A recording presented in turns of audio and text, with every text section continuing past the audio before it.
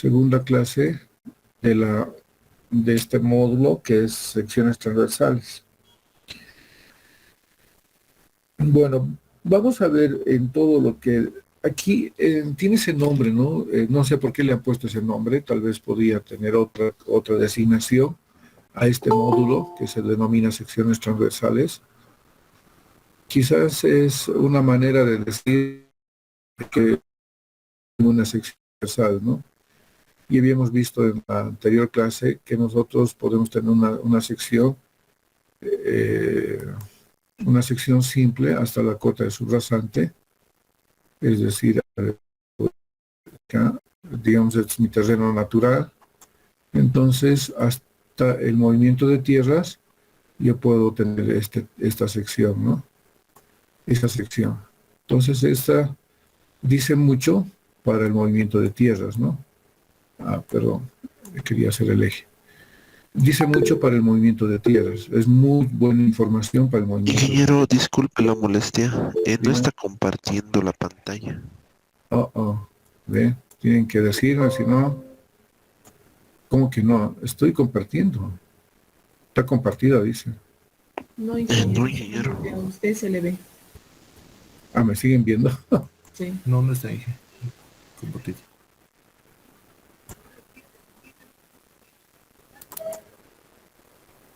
Pero aquí he puesto, no se pueden detener la presentación. Qué raro.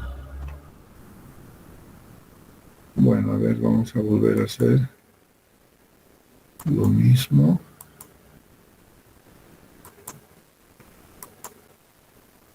¿Me avisan? Ahora sí, ingeniero, está compartiendo. Ya, perfecto, gracias. Lo que les decía, ¿no? Si yo tengo un terreno natural aquí, sobre esto, disculpen que lo haga así. Yo puedo tener esta sección transversal que sirve para movimiento de tierras, ¿no? Movimiento de tierras. Aquí tengo mi eje. Entonces, esto es suficiente para el movimiento de tierras. Pero esta sección transversal no es suficiente para el momento de la construcción de todos los elementos que tenemos a continuación. Sabemos que vamos a construir aquí una cuneta, vamos a construir un subdrén, podemos construir sobre esto sobre ancho de plataforma, berma y carril, los carriles y todos los otros elementos, ¿no? Podemos poner una señal aquí vertical. Entonces, todos esos elementos se representan en una sección transversal. Lo que estamos viendo en esta sección, en este módulo de sección transversal, es justamente todos los elementos, cómo elegimos, por ejemplo, el ancho de carril de una carretera, cómo elegimos ese ancho de carril, cómo elegimos el ancho de berma, cómo elegimos el sobreancho de plataforma. Entonces, todo eso lo vamos a ver en este módulo que se llama secciones transversales, en este módulo, donde vamos a ver todos los elementos que están incluidos en esa sección transversal. Si bien, como les dije, una sección transversal para el movimiento de tierras es suficiente esto, ¿no? Porque vamos hasta la cota de subrasante. Entonces, como parte de estos elementos que son importantes en las secciones transversales, vamos a ver ahora lo que es el ancho de carriles. ¿Cómo nosotros definimos ese ancho de carril para emplazar, para colocar en esa sección transversal que ya está con todos los detalles que nos van a servir para que nosotros realicemos o ejecutemos la construcción? Bueno, he sacado del manual de carreteras y esta es la definición que se tiene respecto al ancho de carriles. Dice, en carreteras, el carril es la franja longitudinal, presten atención, franja longitudinal, en que puede estar dividida una calzada. Y hemos visto en el primer día de clases, la calzada es la que contiene a los carriles, ¿no? Entonces, estos carriles en una calzada pueden estar delimitados o no por marcas viales, es decir, por la demarcación horizontal, en otras palabras, por la pintura que se coloca sobre la plataforma, sobre la capa de rodadura, sobre la superficie de la capa de rodadura, o no, dice, ¿no? En algunos caminos que no tienen capa de rodadura, digamos, de hormigón o de concreto asfáltico, entonces es muy difícil, digamos, de dejar una demarcación, ¿no? Y limitar el carril. Entonces, por eso se dice que la calzada está dividida en carriles, ¿no? La anchura suficiente para la circulación, los carriles normalmente tienen el ancho suficiente para la circulación de los vehículos. Para eso es lo que nosotros construimos o diseñamos una carretera, ¿no? De tal forma que el ancho sea suficiente para que puedan circular los vehículos. El conjunto de carriles, ya sea en vías unidireccionales o bidireccionales de una carretera, forman la calzada. Bueno, ¿a qué elemento nos vamos a referir durante toda esta clase? Ahí tenemos una vía. ¿De qué tipo es esta vía? Si alguien me puede decir. Bidireccional, ingeniero. Exacto, bidireccional, porque tenemos un carril en un sentido de circulación, es decir, este carril está en este sentido y tenemos otro carril en este sentido. Entonces, toda la mañana, toda esta clase, vamos a hablar sobre este elemento que es el carril, este elemento, ¿ya? Entonces, consideraciones del ancho de carril. Dice, el ancho de carril depende de las dimensiones de los vehículos mayores que circulan en la vía. O sea, todo el ancho está en función del vehículo que va a circular. Normalmente, por ejemplo, vamos un poquito a mezclar con las vías urbanas. En las vías urbanas, en las urbanizaciones, digamos, no sé si alguien ha entrado a alguna urbanización, ahora está de moda construir urbanizaciones, donde hay una disposición de vías, ¿no?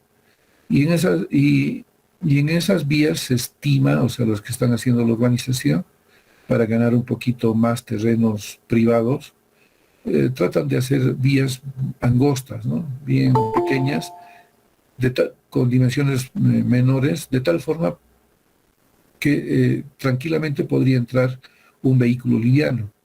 O sea, en una vía urbanizada, digamos, no va a entrar un tráiler, digamos, ¿no?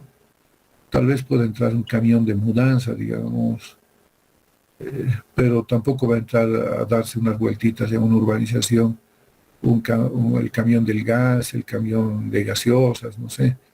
Puede que sí, ¿no? Pero el 90%, digamos, va a ser la circulación de vehículos livianos. Por lo tanto, no es necesario que nosotros tomemos en cuenta las mayores dimensiones del ancho de carril.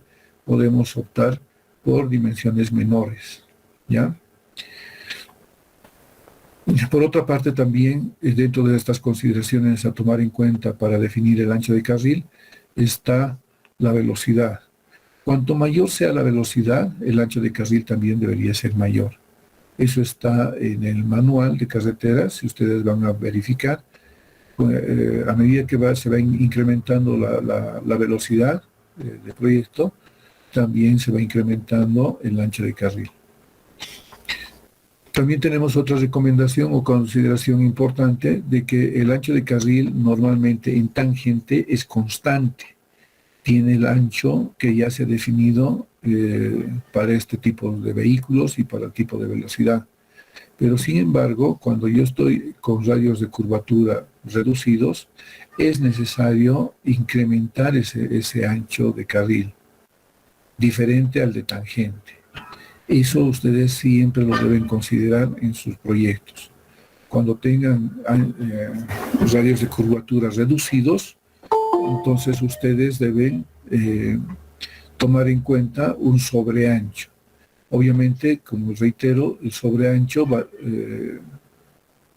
a estar emplazado en la curva y de esta manera es como se puede emplazar el sobreancho por ejemplo aquí, fíjense, hay un sobreancho donde se coloca en la parte interna, siempre en la parte interna es mejor, aunque hay una forma de distribuir. Aquí todo el sobreancho se está colocando en la parte interna, porque lo que hace el sobreancho es un poco acompañar el recorrido que hace la rueda trasera de un vehículo, ¿no?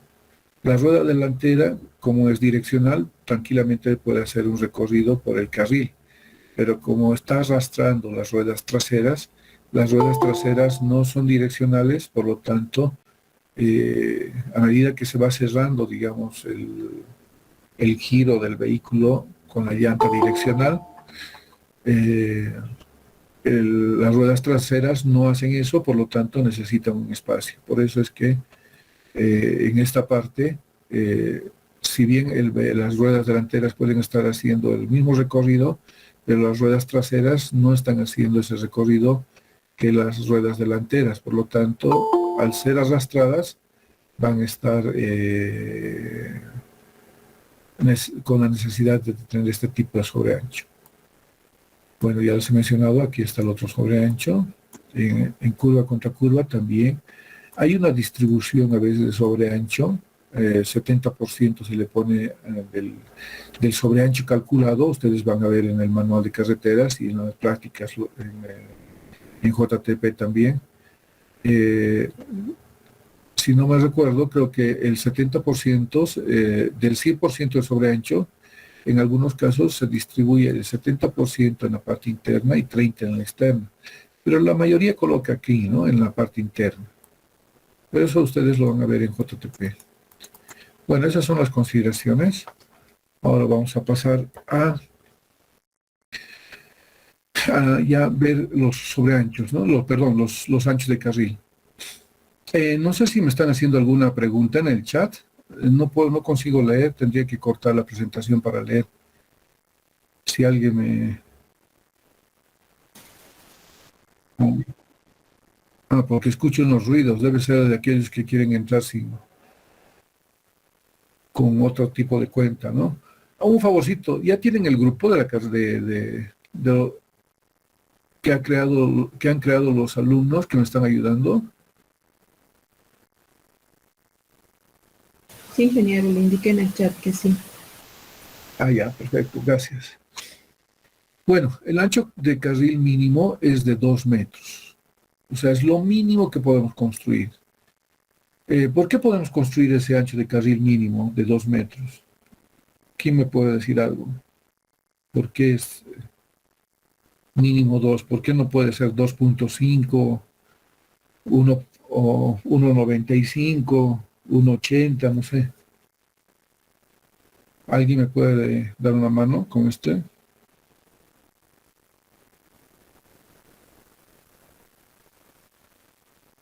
Mientras piensa, vuelve un momentito, por favor. Voy a volver un momentito, por favor, me espera.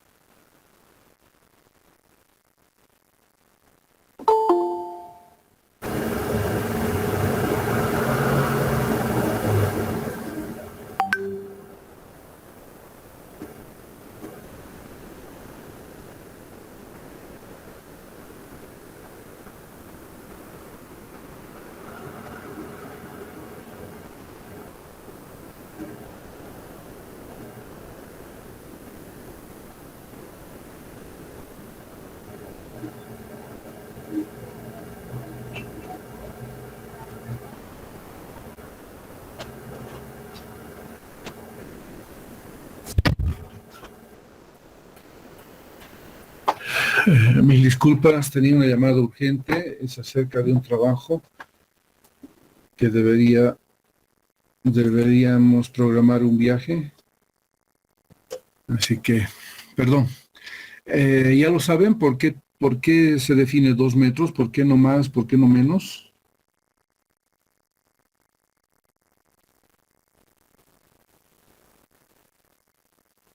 Hola, ¿hay alguien en clases? Inge, sí, dime.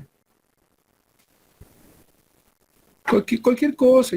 Ingeniero, creo que es por lo que, digamos, por un auto liviano, por así decirlo, porque tiene menor dimensión, por su eje de giro, yo creo.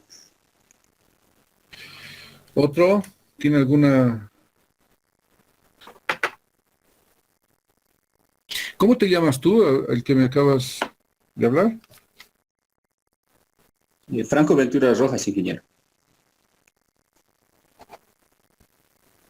Solo tú estás en clase todos los días. Ya. A ver, ¿por qué se define un ancho de 2 metros? ¿Cuánto es el ancho del vehículo tipo que se toma en cuenta para el diseño de carreteras? En carreteras 1 lo han debido ver. O sea, ¿cuál es el ancho mínimo del vehículo tipo?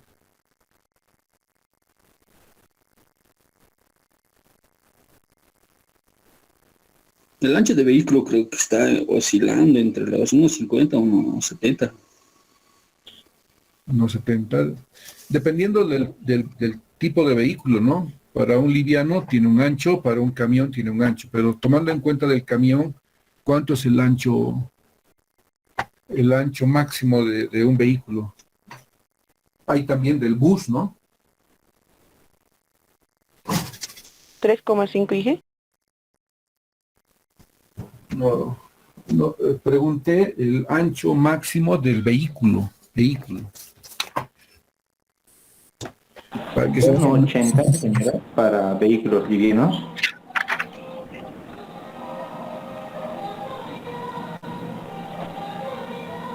nada. 1,80 Inge y 2,60 para vehículos grandes. Sí, exacto. En el manual de carreteras está esas dimensiones, ¿no? Por ese hecho, es suficiente tener para un vehículo liviano, el manual de carreteras del ABC dice que es 1,80, ¿no? El ancho que deberíamos tener para vehículo liviano. Por lo tanto, considerando de que hay vehículos livianos, un gran porcentaje de vehículos livianos en una carretera, suficiente 2 metros, ¿no? No necesito más, o sea. En cambio, si yo tuviera camiones con 2 ejes, ya debería considerar 2,60. Por eso que se dice acá, teniendo en cuenta la presencia de camiones, el ancho mínimo ya no tendría que ser 2. Tomando en cuenta de que el ancho máximo de un camión es 2,60, entonces, si hay presencia de camiones, yo debería elegir 3 metros de ancho. Pero ya fuera del área urbana, nosotros podemos elegir un ancho máximo de 3,50. 3,50 es el ancho máximo que podemos diseñar una carretera, ¿ya? Con 3,50. Hay algunos comentarios, no sé si ustedes han debido escuchar en TV o han leído en prensa, donde dicen que algunos conductores bolivianos dicen que en Chile las carreteras son más anchas. Es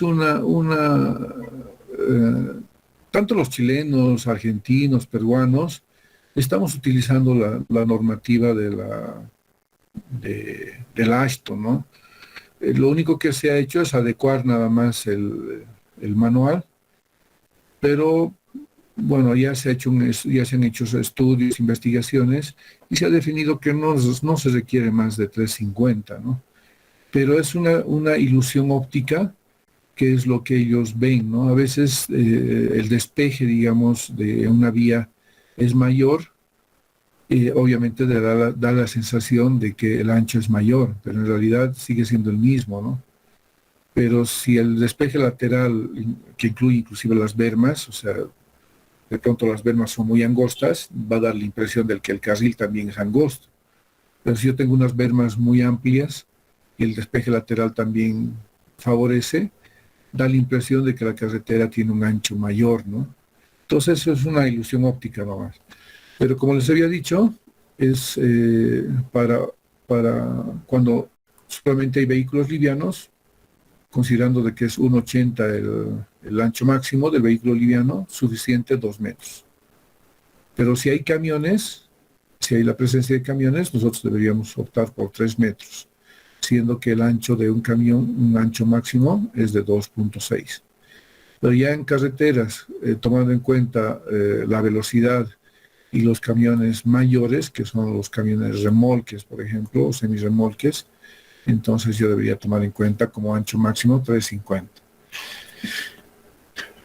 Nadie me ha preguntado, pero yo os voy a aclarar por qué he puesto aquí entre paréntesis 3,65. Eso se los voy a mostrar a continuación. ¿Por qué es 3,65 que deberíamos tomar en cuenta en nuestros planos?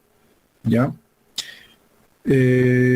Por otra parte, se dice que el ancho de carriles tiene además una repercusión sobre el nivel de servicio. Ojo, el ancho de carriles tiene una repercusión sobre el nivel de servicio.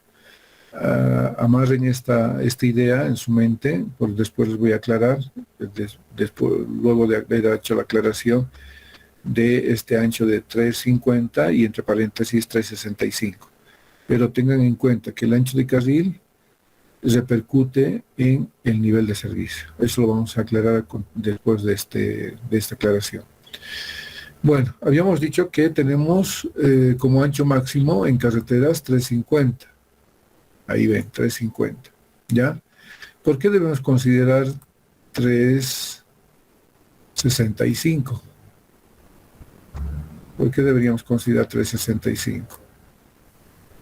Porque el 3,50 es el ancho útil para el vehículo.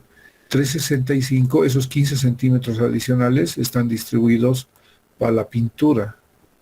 Entonces, esta es la franja donde de 10 centímetros que va a estar pintada, ¿no? Esta es la demarcación que delimita lo que es berma y carril, ¿ya?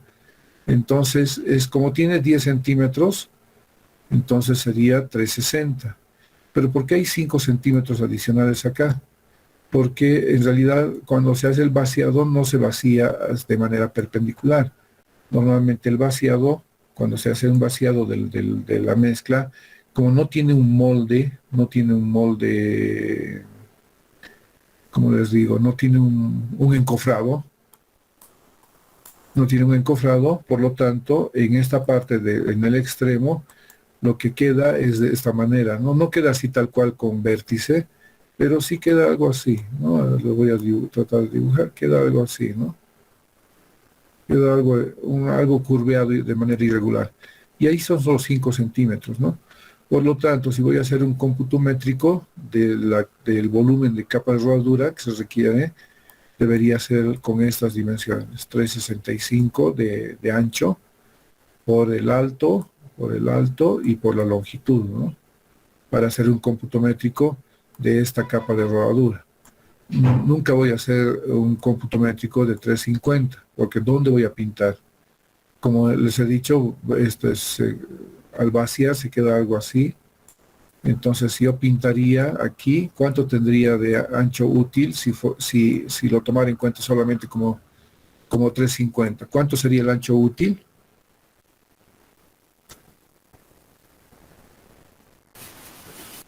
$3.35, ¿no? Menor a lo que está definido en el manual, que es 3,50. ¿Está claro esta parte, no es cierto? ¿Por qué debemos tomar en cuenta 3,65? Sí, ingeniero. Ok. Bueno, volviendo atrás, les había dicho esto, ¿no? De que el ancho de carril tiene repercusiones en el nivel de servicio. Ahora vamos a ver de qué se trata el nivel de servicio.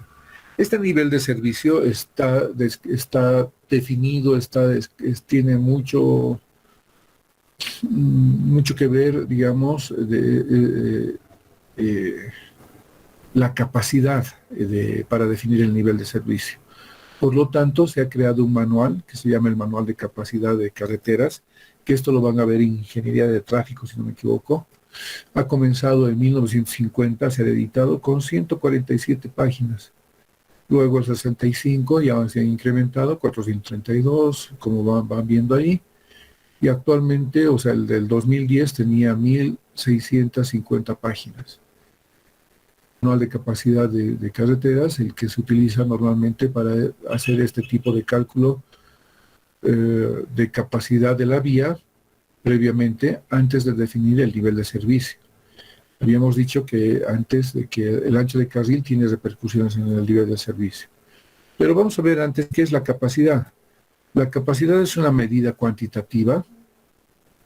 En otras palabras, es el máximo número de vehículos que puede circular en un determinado punto de una vía durante un periodo específico de tiempo. Y aquí dice bajo condiciones prevalecientes de la carretera, tránsito y control. ¿Qué son condiciones prevalecientes? Condiciones prevalecientes de la carretera en principio, condiciones prevalecientes de la carretera son las condiciones ideales. ¿Cuáles serían las condiciones ideales de una carretera para ustedes? A ver si alguien me puede ayudar. Como usuario, ¿qué quisiera que uno tener en una condición ideal de una carretera? Un flujo continuo. A ver, se han cruzado. Primero tu compañera, por favor. Demos prioridad a ellas. Un flujo continuo, dice. Uy, no te escucho muy bien. Tu micrófono está con... Un flujo continuo, dice. A ver, si alguien lo ha escuchado, yo no lo he escuchado muy bien. Si alguien lo escucha, ¿me puede ayudar en repetirlo? Claro, eso es el tránsito, ¿no? Condiciones ideales de tránsito. Pero yo les estoy preguntando sobre condiciones ideales de la carretera. Ingeniero, ¿puede ser que no tenga muchas curvas, que sea más recto, ingeniero? Eso, por ejemplo. Eso está asociado a la carretera, ¿no? Para mí, como para el que acaba de decir, su condición ideal sería que no haya curvas, que todo sea una línea recta, digamos. ¿Qué otra condición ideal podríamos escoger para una carretera?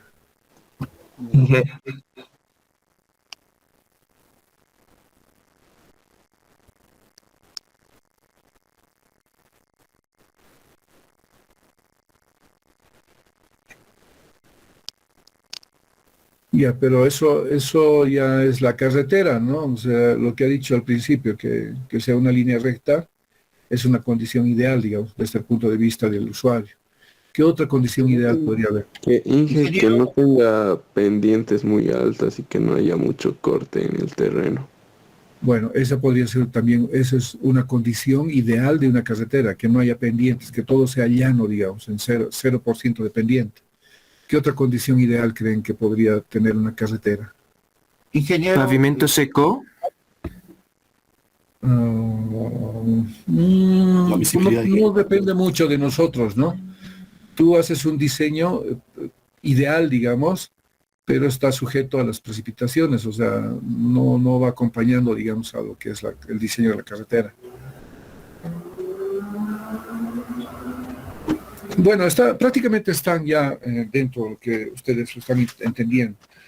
Una condición ideal de una carretera es justamente lo que acaban de decir, ¿no? Que tenga menos curvas, que sea en línea recta, que no tenga pendientes, que no haya cortes, que sea todo en terraplén, digamos, todo despejado, que las bermas sean bastante anchas, que los taludes, digamos, de terraplenes no sean muy altos, que no haya mucha interferencia en cuanto a cruces en la carretera. Esas son las condiciones ideales de la carretera. ¿Qué condiciones ideales o prevalecientes quisiéramos nosotros en el tránsito? Ahora está bien lo que acaba de decir una de sus compañeras, que haya flujo continuo, digamos. Eso sí tiene que ver con el tránsito, ¿no? ¿Qué más?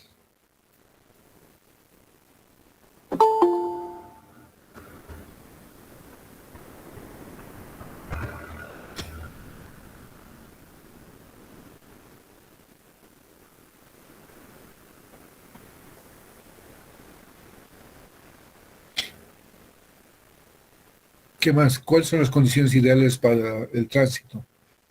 Una está bien, ya han dicho flujo continuo. Eso sí tiene que ver con el tránsito, ¿no?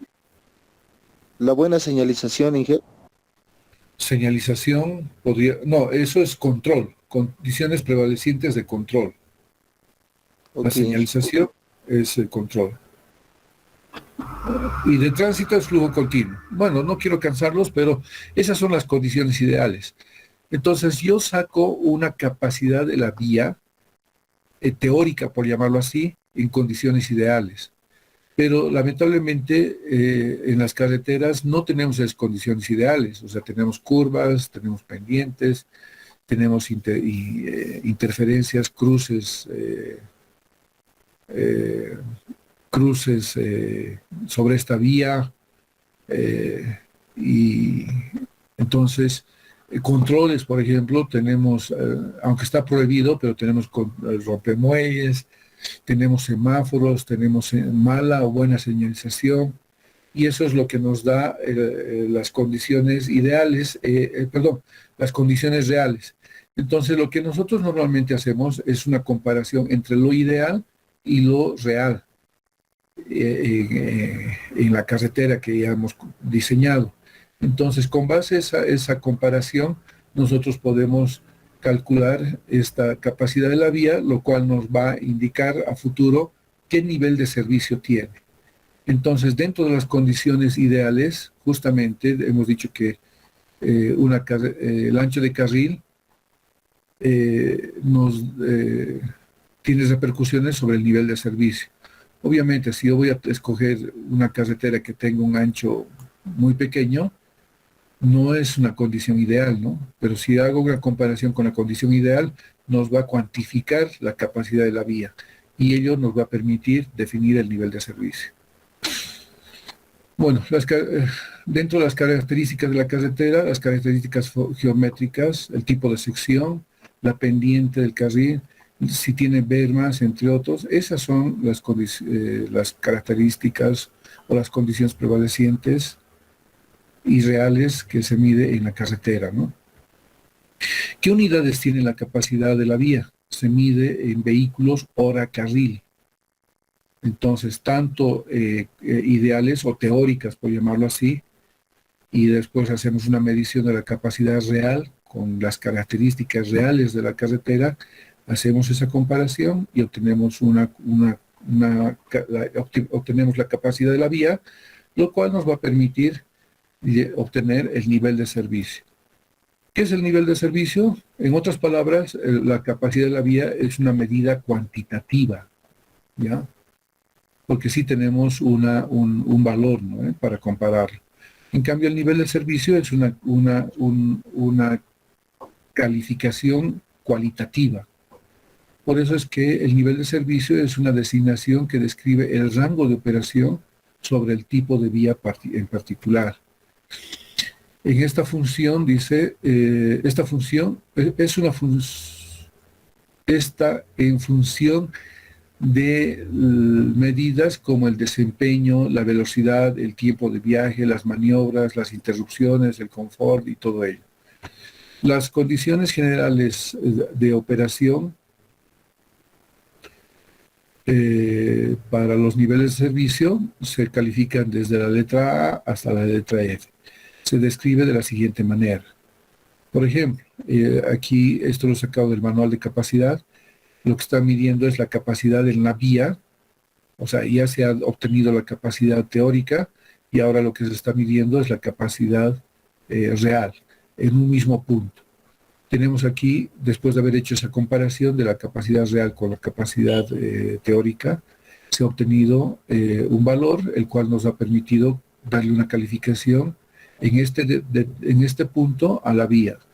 En este caso tenemos un nivel de servicio A, por acá tenemos un nivel de servicio B, aquí tenemos un nivel de servicio C, un nivel de servicio D, E y F. Se dice que se genera congestionamiento a partir de un nivel de servicio. ¿Cuál creen que ustedes, desde qué nivel de servicio ya se puede decir que ya se ha generado congestión? Congestión vehicular, ¿no? Desde el C, ingeniero. Desde la C, desde el C. Sí, así es. Desde el nivel de servicio C ya se puede tener indicios de inicio de congestionamiento, ¿ya? Entonces ahí, haciendo este análisis, nosotros podemos partir para hacer una evaluación de la capacidad de la vía, el cual nos va a... Ojo, aquí estamos haciendo un análisis de la capacidad de la vía desde el punto de vista de lo que les había dicho acá, ¿no? Voy a volver atrás para mostrarles. Oh, no, no está acá. Desde este punto de vista, ¿no? Del tránsito, del flujo. Aquí, porque no está cambiando nada de las características, ¿no? Siguen siendo las mismas desde el nivel de servicio A, nivel de servicio B, siguen siendo las mismas las características geométricas reales de la carretera en esas fotos. Pero lo que está cambiando son las características, las condiciones reales. Las condiciones prevalecientes, las ideales, ya fueron superadas, por llamarlo así, a medida que va pasando el tiempo y vamos viendo distintos niveles de servicio. ¿Ya? Bueno, es de esa manera que se hace un análisis de la capacidad de la vía y se define el nivel de servicio, y con base a esta información nosotros podemos ya definir si es necesario la ampliación o no de la cantidad de carriles.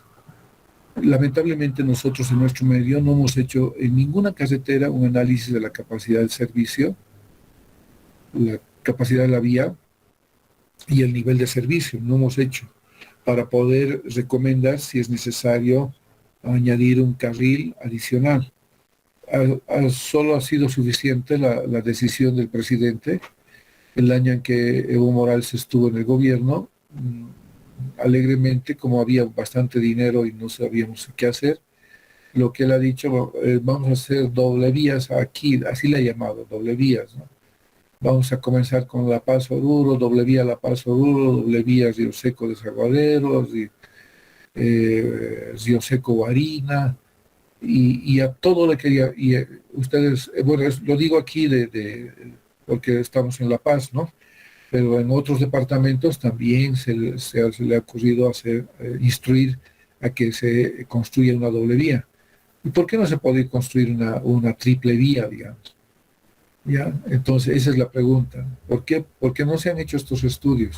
Y estos estudios de análisis de la capacidad y el nivel de servicio nos llevan a recomendar o no el incremento de carriles en una determinada vía. No sé si está claro hasta aquí. ¿O tienen alguna consulta?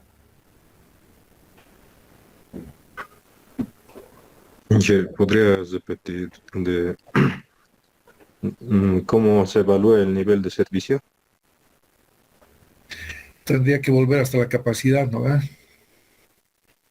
Solo muéstrame la anterior diapositiva, por favor.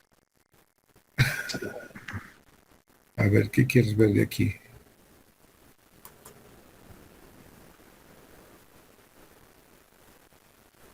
El nivel de servicio simplemente es una designación que se describe al rango de operación. En otras palabras, es una calificación cualitativa, ¿no? Y está en función de las medidas como el desempeño, la velocidad, el tiempo de viaje, las maniobras que hacemos, las interrupciones y el confort, ¿no? El confort. Y ese nivel de servicio se mide como lo que ves ahí, de la letra A a la letra F.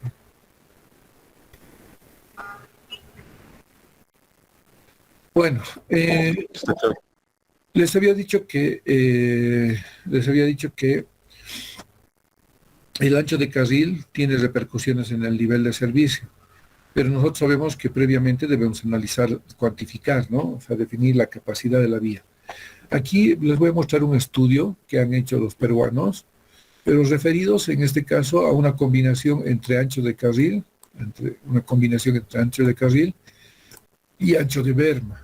Han hecho una combinación.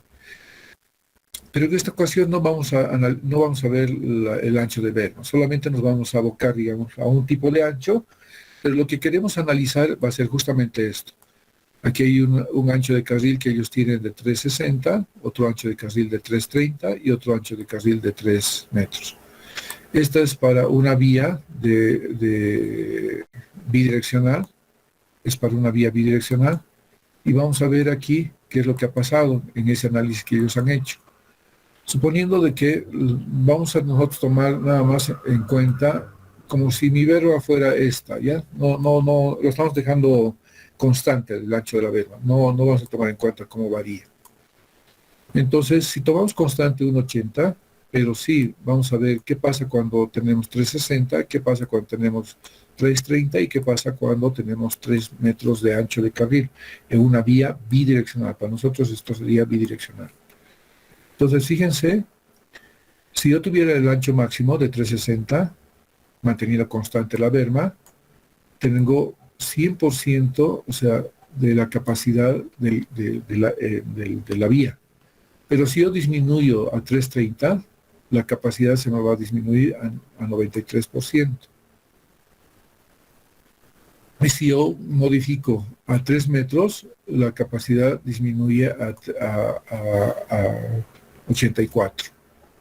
Entonces, por eso se decía que el ancho de carril, estos anchos de carriles, tienen repercusión sobre el nivel de servicio. Obviamente que para ello necesitamos previamente definir la capacidad con estos anchos, ¿no?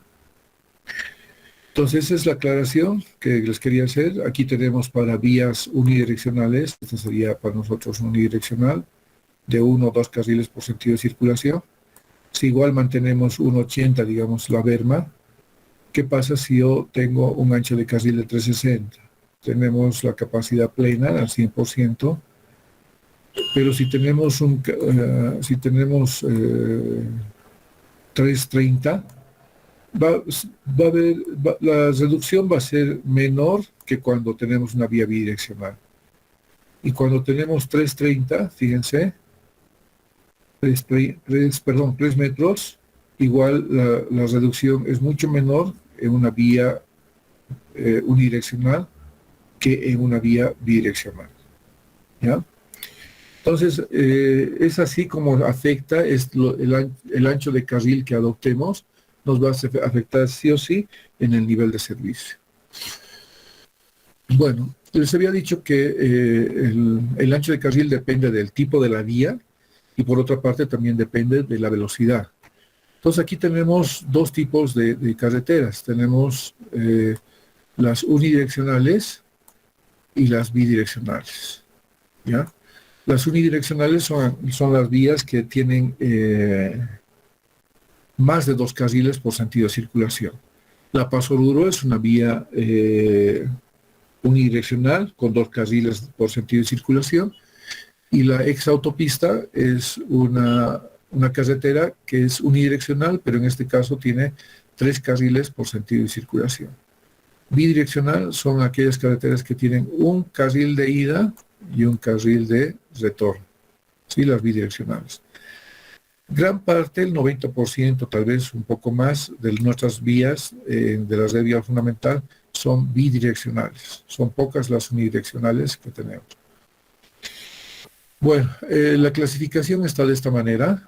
Tenemos en las unidireccionales, tenemos lo que es autopista, tenemos lo que es primaria, autorruta, aquí le llamamos, y colectora. Las velocidades son, antes de las velocidades, nos iremos a lo que es las vías bidireccionales. Aquí hay una clasificación que no corresponde a nuestro medio.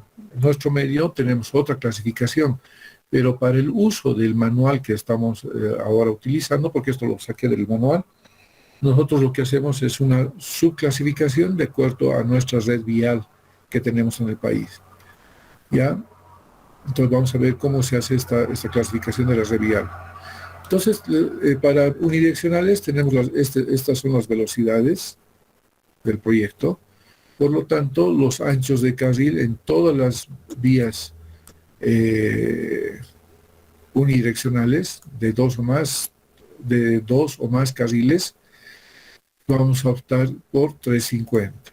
Ojo que para cómputo métrico, para demarcación horizontal, la pintura que va a estar separando la berma y la calzada, debemos tomar en cuenta siempre los 365, ¿no? Bueno, vámonos ahora a analizar lo que es las vías bidireccionales. En las vías bidireccionales tenemos velocidades diferentes a las de arriba. Son velocidades diferentes. Y aquí tenemos es variado el menú, por llamarlo así, de ancho de carriles. ¿Por qué? Porque, como les había dicho, nosotros esta clasificación tal vez está errónea o tal vez se utiliza ya sea en Chile o en España, porque el manual de carreteras ha sido elaborado por una empresa española que tenía una sucursal en Chile. Entonces han participado ingenieros chilenos y además ingenieros españoles. Pero quizás han tomado en cuenta algún manual del país de origen de esta empresa o de la sucursal, que ha hecho de que nosotros tengamos otra clasificación que no corresponde a la que es a la clasificación real que tenemos nosotros en nuestro medio. Por ejemplo, la primaria nosotros debemos tomar en cuenta como todos los caminos de la red vial fundamental que son administrados por la ABC, Administradora Boliviana de Carreteras. ¿Está bien? Ustedes cuando hagan diseños también a futuro, si están haciendo un trabajo en la red vial un trabajo para la ABC, entonces lo que vamos a hacer es lo siguiente. Todo en el manual, todo lo que diga primario va a ser para las carreteras de la red vial fundamental, que es administrado por la ABC. Luego a continuación tenemos la colectora y algo de lo que dice el local, y esto vendría a ser lo que es la red vial departamental. La red vial departamental es administrada por las gobernaciones de cada departamento. El gobernador de La Paz, por ejemplo, tiene responsabilidad sobre esta red. Por eso tiene en lugar del ABC, ellos tienen el Servicio Departamental de Caminos. Ese Servicio Departamental de Caminos está ubicado en la ex autopista, en la curva de la vivienda ferroviaria. No sé si se ubican por ahí. Ese es el Servicio Departamental de Caminos, que depende de la gobernación y que se hace cargo de la red vial departamental. Y finalmente, de acuerdo a nuestro decreto, a nuestras leyes y decretos vigentes, la red vial municipal está administrado por todos los municipios, y en este caso, si yo voy a hacer un diseño en la red vial municipal, debería agarrar todo lo que concierne a esto que se denomina desarrollo, ¿no? La red vial fundamental voy a agarrar todo lo que es primario, y en la departamental voy a agarrar parte de lo que es colector y parte de lo que es local, ¿no? ¿Está clara esa aclaración? Está clara la aclaración, imagínense.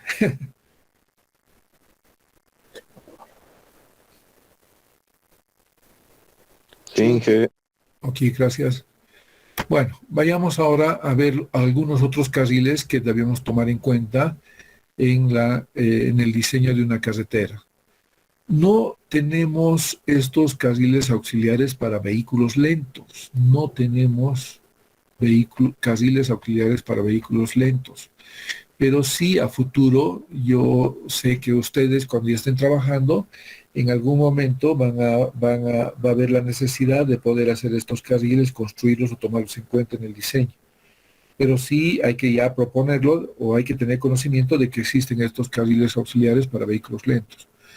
En alguna bibliografía ustedes van a encontrar la designación de carriles lentos. Y en el tiempo se ha hecho una aclaración que los carriles no se desplazan, no son rápidos ni lentos. Entonces se ha hecho una aclaración y se ha precisado ahora que son carriles auxiliares para vehículos lentos. Y esto normalmente se coloca en vías que tienen pendiente, por ejemplo, pendiente muy larga, muy pronunciada primero, y una pendiente sostenida en longitud, ¿no? O sea, el caso de cuando uno sube de Suticollo, o Parotani creo que es el lugar, donde termina la parte plana de Cochabamba, y a partir de Parotani ya comienza a subir hacia el altiplano, ¿no? Entonces, en toda esa subida está a media ladera la construcción de la carretera. No sé si a alguien se le ha ocurrido viajar a partir de las 6, 7 de la noche. Es una procesión ahí de vehículos pesados, es decir, de camiones, flotas. Y si uno está con una movilidad liviana, es difícil pasar y a veces ocurre accidentes por ese hecho, ¿no? Entonces, en estas rutas que son de ese tipo, que están a media ladera, tienen pendiente sostenida y además son muy largas en longitud, entonces es necesario construir estos carriles auxiliares para vehículos lentos. Lo que les había dicho, pendientes prolongadas y tramos largos, ¿no? Donde no se puede realizar el adelantamiento, producen la disminución de la capacidad de la vía. Obviamente, a esto tiene que ver con las condiciones reales de tráfico, ¿no? Porque la carretera es está igual, no a medida que se incorpora un vehículo, cambia las condiciones de la carretera. No, las condiciones reales de la carretera son constantes. Lo que varía son las condiciones de flujo. Entonces, eso es lo que también repercute en la capacidad de la vía, obviamente también va a repercutir en el nivel de servicio. Esta disminución de la capacidad depende del porcentaje de camiones. Si esta vía fuera de vehículos livianos, o sea, no habría inconveniente, ¿no? Un liviano le pasa al otro y tranquilamente puede hacer pasar al siguiente vehículo, ¿no? Pero dos camiones juntos o un camión remolque, digamos, largos o semirremolque, es muy difícil pasar, ¿no? Peor todavía si no hay visualización. Entonces lo que normalmente se hace es construir, aquí lo voy a dibujar algo en planta, fíjense, vamos a suponer, voy a retroceder un poquito para tener el espacio para poder construir, para poder dibujar. Por ejemplo, si esta fuera mi carretera, estoy dibujando en planta, ¿ya? Y esta es la carretera, así, bidireccional obviamente, ¿no? Bidireccional. Entonces, los vehículos es bien difícil que pasen. Entonces, lo que normalmente se hace es construir un carril auxiliar para vehículos lentos. Eso, nuevamente se cierra. Entonces, el vehículo que está circulando por este lado, lo que va a hacer es ingresar al carril auxiliar para vehículos lentos. Entonces, el vehículo lento comienza a recorrer por acá, por aquí, el vehículo que está lento. Entonces todos los vehículos livianos pueden sobrepasar, ¿no?, al vehículo, y nuevamente se incorpora el vehículo a este lado, ¿ya? Entonces esto se construye en lugares estratégicos, no es que en toda esa subida vamos a construir un carril auxiliar para vehículos lentos, en toda la subida desde Parotani hasta, creo que es Confital, la parte más alta. Entonces no vamos a construir ahí estos carriles auxiliares. Se construye en algunos trechos donde sí haya posibilidad de hacer esto, ¿no? Y es suficiente 500 metros como mínimo, 500 metros la longitud de este carril auxiliar. Con 500 metros ya cuando el vehículo se incorpore acá, pueden estar pasando los otros vehículos sin ningún problema y el vehículo lento nuevamente se incorpora al flujo. Eso es lo que les quería mostrar, de eso se trata, y aquí estamos viendo en planta cómo funcionaría. Esta sería una vía auxiliar, esta sería una vía bidireccional, los vehículos están circulando por acá, los otros por acá, pero este es el carril auxiliar para los vehículos lentos. ¿Ya? Los vehículos lentos. Ahora, si ese carril auxiliar normalmente es solamente para subida, ¿no? Y normalmente si está al lado, pegado al talud, entonces más o menos se vería así, ¿no? Una sección transversal de este tipo. Este sería nuestro talud de corte. Talud de corte. Y este sería nuestro talud de terraplén, digamos. ¿Ya? Entonces, por lo general siempre se construye este carril auxiliar en el talud de corte, ¿no? ¿Está claro? Bueno, aquí están los anchos recomendados en el manual de carreteras. Dice, si el tráfico es lento, estamos hablando de esta velocidad, por lo tanto deberíamos tomar en cuenta 3 metros. Y si el tráfico es rápido, estamos hablando de esta velocidad, y deberíamos tener 350 como ancho de carril auxiliar para vehículos lentos, ¿ya? no es necesario más, tampoco considerando que los vehículos lentos son de gran capacidad y normalmente son estos semirremolques y remolques. El ancho máximo sabemos que es 2,60, por lo tanto 3 metros es suficiente. Rampas de emergencia, tampoco la construimos en nuestro medio para cuando los vehículos hayan perdido, digamos, no sé, sus frenos, no respondan o tengan problemas con el motor, algo así. Entonces, esto normalmente se construye en bajadas ya.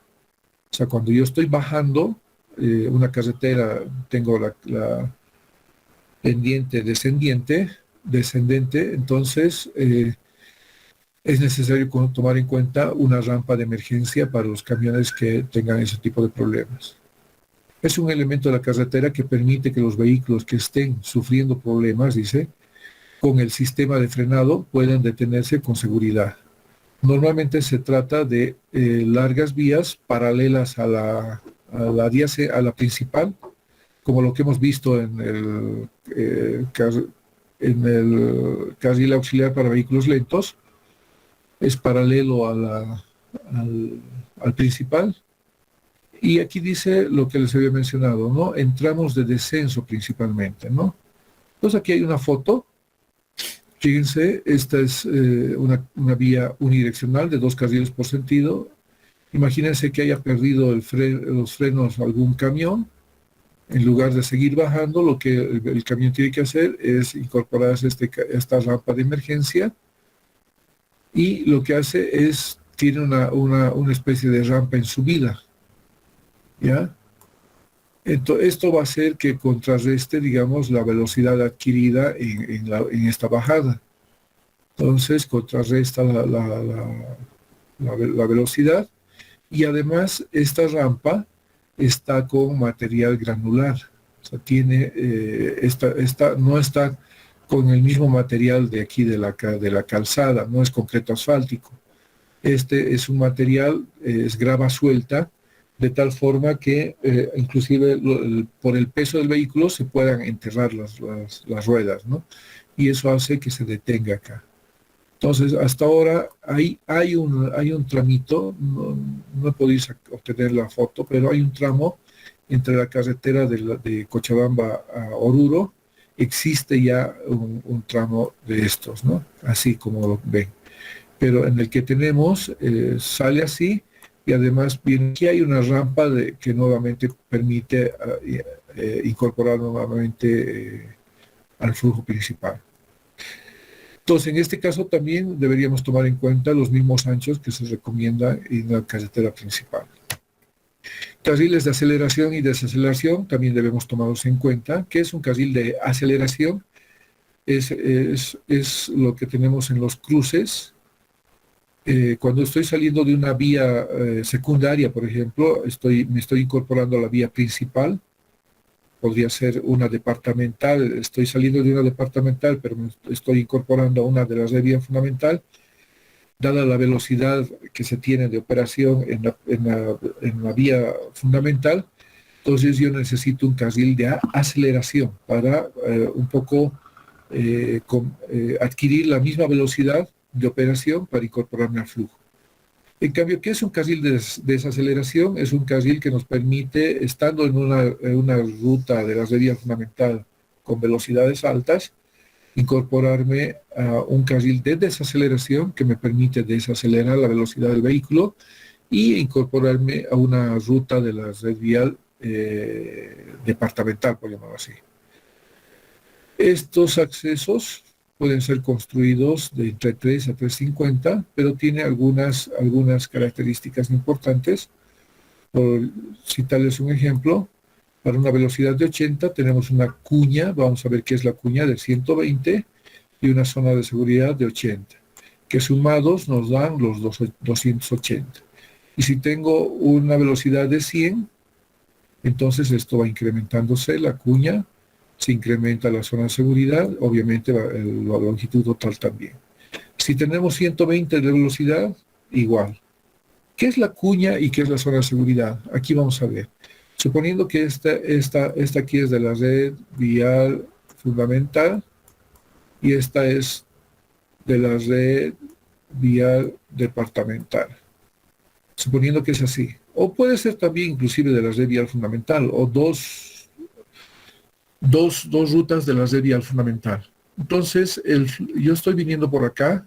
¿Cómo me incorporo aquí a este flujo principal?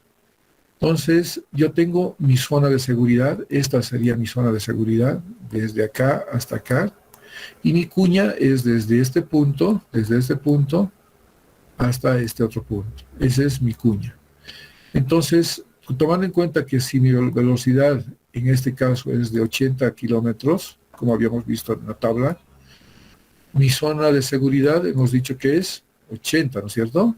¿O no? Y mi cuña es, daría la impresión de mi cuñado, ¿no? Mi cuña es de 120. En total tenemos 200. Entonces, este aquí es mi carril de desaceleración. Y este aquí es mi carril de aceleración. ¿Ya? Entonces, en los cruces que tengamos nosotros de una red vial departamental, saliendo de una red vial departamental a una red vial fundamental, sí o sí deberíamos tomar en cuenta estos carriles auxiliares desde donde tenemos el espacio para resguardar el vehículo, el espacio de seguridad y de aceleración en este caso, ¿no? Aquí tenemos que comenzar a acelerar para incorporarnos al flujo con la velocidad que ya teníamos definido en principio. Ahora, si estamos viniendo a esa velocidad, podemos ir reduciendo, por eso se llama de desaceleración, nos incorporamos a la cuña, el carril de seguridad y después podemos hacer recién el giro, ¿no? Con comodidad. Entonces, esos son los carriles que nosotros deberíamos tener en cuenta también en estos cruces entre red vial departamental de una menor a una superior, ¿no?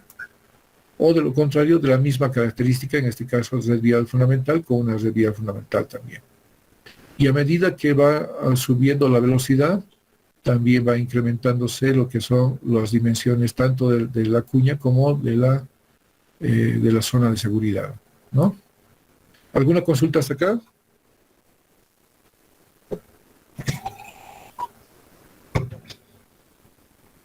Ya les he dicho, solo suficiente que una persona me diga que está todo claro y yo voy a continuar. Está claro, ingeniero. Ok. Bueno, otro de los carriles auxiliares también que debemos tomar en cuenta en el diseño de una carretera son las paradas de vehículos. Fíjense, esta es una vía bidireccional, entonces aquí está la parada, aquí se ubica un vehículo, ¿no? Y en esta zona de seguridad tenemos la parada del vehículo. Esta sería la cuña de desaceleración y esta sería la cuña de aceleración. Si ustedes se fijan, para la cuña de aceleración tenemos 20 metros a diferencia de la cuña de desaceleración. ¿Por qué es mayor? Porque el vehículo tarda en adquirir la velocidad que requiere para incorporarse al flujo, ¿ya? A no ser que sea un Porsche, digamos, conocen, ¿no? Un Ferrari, que creo que en un segundo llega a 100 kilómetros por hora, creo, ¿no? No sé si alguien me puede ayudar en eso, si alguien conoce algo de esto. Así es, ingeniero, en un segundo, a lo que sé. En un segundo, apenas yo acelero, paso un segundo y ya estoy a 100 kilómetros por hora. Solo así, digamos, no necesitaría este carril de aceleración. Pero tratándose de que son buses pesados, camiones, minibuses inclusive, no se incorporan así con tanta rapidez, digamos, al flujo principal. Entonces, por eso que hay diferencia de longitud en la aceleración, que es mayor, que en la desaceleración. Aquí estoy viniendo con una gran velocidad, pero con los frenos, que ya son ahora ABS, entonces yo puedo tranquilamente desacelerar en una longitud menor. No hay problema para desacelerar. Para acelerar sí hay. Entonces, este carril auxiliar para paradas de vehículos se recomienda también que sea del mismo ancho del carril principal, es decir, 350. ¿En qué cambia esto? Esto solamente es para vehículos de desarrollo, o para carreteras de desarrollo o locales. En otras palabras, esto sería útil para carreteras de la red vial departamental o para carreteras municipales, ¿ya? Pero ¿qué pasa para las principales? En las principales, como tenemos, o de la red vial fundamental, como tenemos mayores velocidades de operación, entonces nos vemos obligados a incrementar la longitud de esa aceleración, lo propio acá, ¿no? Aumentamos la longitud de aceleración para el carril de salida. ¿Ya? Y hay otra recomendación importante que dice que no se construye una parada a un lado nada más, hay que construir otra parada al frente, ¿no? Porque tanto los que están yendo en este sentido necesitan, como los que están viniendo en este sentido necesitan una parada. Entonces, el manual recomienda de que ambas paradas deberían estar separadas de 100 metros como mínimo, ¿ya? 100 metros como mínimo, ambas paradas. No puedo construir una parada ahí. Tiene que estar 100 metros separado de la vía. De uno del otro. Aquí he hecho un esquemita, fíjense. Eso es lo que dice, ¿no? Aquí yo tengo, esta es una vía X, y aquí yo tengo una parada, y aquí tengo otra parada. Y dice que debería estar separado de 100 metros, ¿ya? ¿Esta es la posición ideal de la parada o esta la que estoy mostrando a continuación? ¿Cuál creen que sea la posición ideal de la parada? El número, le voy a poner aquí. La segunda imagen, la de abajo, ingeniero. La primera o la segunda. ¿Cuál creen que sea la ideal o la recomendada? La segunda. La segunda, ingeniero. ¿Por qué la segunda? Por la visibilidad, ¿no? Para que se puedan ver los choferes de cada uno al momento de pararse. Sí, ¿no? Porque si yo construyo de esta manera, como el primer caso, yo voy a tener aquí la parada y el conductor mirando hacia este lado, ¿no es cierto? El conductor mirando hacia este lado. Y si otro vehículo se para aquí, el conductor va a estar mirando hacia este lado. ¿Sí? Imagínense que, no sé, se ha olvidado últimamente, todo podemos olvidarse menos el celular. Entonces, imagínense que el que estaba yendo en ese sentido se olvida su celular, hace parar y él quiere tomar el vehículo que está ya parado. Este conductor no lo va a visibilizar. Puede estar corriendo aquí para tomar, pero este ya puede estar saliendo. En cambio, eso sucedería si nosotros tenemos la posición número 1. Pero si tuviéramos la posición número 2, vamos a tener así, ¿no? Entonces, este conductor va a tener la visibilidad así, y este conductor va a tener la visibilidad de esta manera.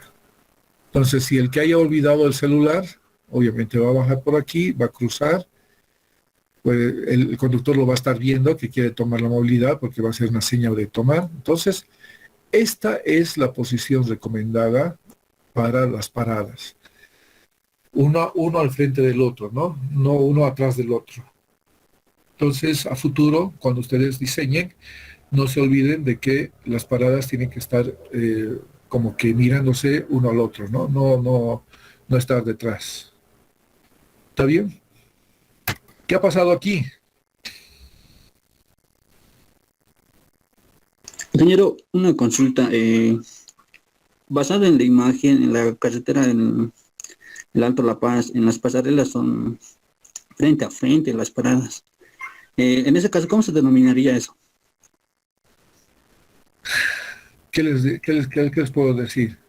Aquí está la respuesta. La recomendación es esto, ¿no? Ahora, en una pasarela, lo mismo, ¿no? O sea, habría que aplicar lo que está escrito aquí. A ver, voy a ir nuevamente al esquema este. En una pasarela, lo que nosotros deberíamos haber hecho es algo así. Suponiendo, podríamos poner aquí la pasarela, ¿no es cierto? Aquí, no sé si... ¿Cómo sería? Ahí. ahí las gradas, digamos. Normalmente hacen así, ¿no? Ah, no, perdón. Estoy tomando el otro carril más. La pasarela debería estar aquí, ¿ya? Entonces, su acceso aquí y de este su acceso así. Aquí están las graditas, ¿no? Lo propio aquí las graditas. Entonces, lo que deberíamos haber hecho en una pasarela es poner la parada antes, así. Lo mismo acá, ¿no? Antes de la pasarela. No frente a frente, ¿no? No tiene sentido. Y es más, creo que las pasarelas ahora tienen una barrera metálica, ¿no? Lo cual hace que no pasen. Pero si vamos a poner aquí una parada y aquí otra parada, como en este caso, ¿qué pasa? ¿Qué es lo que está sucediendo cuando tenemos una parada frente a frente? Tiene que ver con lo que hemos visto hace rato. Imagínense si yo tengo, voy a tratar de dibujar acá, imagínense que si yo tengo un vehículo aquí.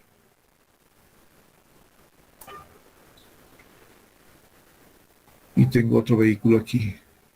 ¿Qué creen que está pasando?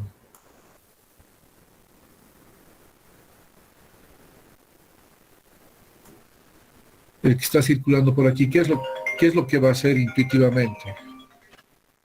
¿Van a frenar? ¿Van a reducir la velocidad? Va a tratar de circular por el centro, ingeniero. Por el centro, ¿pero por qué? Por el efecto óptico, ingeniero, de que la vía se ha cortado. Se ha reducido el ancho, ¿no es cierto? Entonces, ¿ustedes creen que teniendo vehículos frente a frente tenemos las condiciones ideales de una carretera?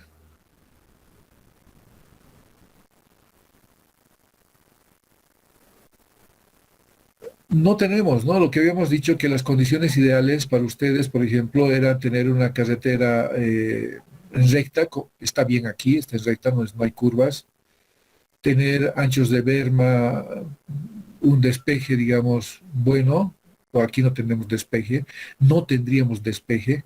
Desde el momento que tenemos dos vehículos frente a frente, lo que estamos teniendo es un obstáculo, ¿no? Entonces, al tener el obstáculo, el vehículo que está yendo a gran velocidad por acá, lo que va a hacer es, intuitivamente, se va a venir por aquí, como alguien dijo, va a circular por el carril, porque tiene un obstáculo por este lado y otro obstáculo por este lado. Entonces, al circular por el centro, lo que hace es disminuir la capacidad de la vía en este punto al momento que se encuentran estos dos vehículos frente a frente. ¿Ya? Entonces, por eso es que habíamos visto de que cualquier obstáculo que encontremos acá va a hacer de que se disminuya la capacidad de la vía. Dos vehículos frente a frente hacen que se vea afectada, digamos, las características de operación, en este caso, de la vía, porque las características de diseño ya están dadas, ¿no? Tenemos una parada frente a frente. Entonces, ya en el momento de que están parados los vehículos, ahí ya tenemos las características de operación, o sea, de tráfico. Y eso es lo que normalmente va a hacer intuitivamente un conductor. Al ir por aquí va a ver que se está estrechando, al ver estos dos vehículos parados, este carril está disminuyendo de ancho por la ilusión óptica nada más. Entonces lo que va a hacer es intuitivamente va a ir por el centro. Y al ir por el centro hay una disminución de la capacidad en este punto y por ese hecho la recomendación de las paradas tiene que ser como lo que dice acá el manual, ¿no? Que tiene que ser siempre separadas de 100 metros y recomendado de que estén frente a frente, ¿no? No estén la parada detrás de uno, ¿no? Bueno, eso es lo que tenía para hoy. No sé si tienen alguna consulta. Faltando 15 minutos, nos vamos a retirar. Si no, previamente voy a hacer voy a llamar lista a todos los que están. Tengo 114 alumnos inscritos. 114 alumnos inscritos en el Classroom. ¿Ya? Pero ahorita tengo 100 nada más. Ah, es el tope. A nadie me ha dicho nada, ¿no? Porque normalmente cuando llegamos al tope abro una segunda sala. Había pedido. Tampoco han pedido los compañeros, o sea, no ha escrito nadie en el grupo. Nadie ha pedido, entonces no hay problema. Ya. Estoy llamando lista, un momentito. Ok, ya está. Bueno, no sé si tienen algunas consultas. A partir de la siguiente clase, como hay tolerancia de 15 minutos, mira, recién está queriendo entrar algún alumno para que yo lo tome en cuenta en la lista. A partir de la siguiente clase, ya no va a haber el enlace para que se puedan unir después de los 15 minutos. Así que por favor ingresen antes de esos 15 minutos. Y yo voy a borrar el enlace y nadie va a poder ingresar. Porque no podemos permitir que estén... mira, acaba de mandarme una solicitud de ingreso a esta hora, solamente para entrar a la lista, digamos, de asistencia, ¿no? ¿Ya? Entonces tratemos de ser disciplinados, que eso es lo que un poco quiero, digamos, incentivar en esta materia, además de darles la clase de carreteras, motivarlos para que sean disciplinados, porque eso es bien importante, inclusive en la vida laboral, ¿no? Ser disciplinado en el trabajo es muy importante porque uno logra los objetivos que tiene por cumplir y le va a ir bien, ¿no? Pero hay yo veo algunos colegas que llegan cuando les da la gana, quieren presentar su trabajo cuando ellos quieren, nunca están cumpliendo con los plazos de ejecución, pero todos nosotros nos movemos con cronogramas, por increíble que parezca, ya sea en el diseño, en la construcción, en cualquier actividad de nuestro rubro, nos vamos a mover siempre dentro de cronogramas de ejecución y debemos tratar de cumplirlos, esos cronogramas. Y a veces uno tiene que sacrificar un poco para poder cumplir. El hecho de que ustedes ya hayan salido de la universidad no quiere decir que van a dejar de dormir también, o ahora sí van a dormir. Al contrario, muchas veces la presión laboral, los compromisos que uno hace con empresas, con el cliente, hacen de que uno también se tenga que trasnochar, ¿no? Así que es bien importante ser disciplinado en la vida. Y eso también quiero que ustedes aprendan un poco en esta clase, ¿no? No solamente lo que es la materia.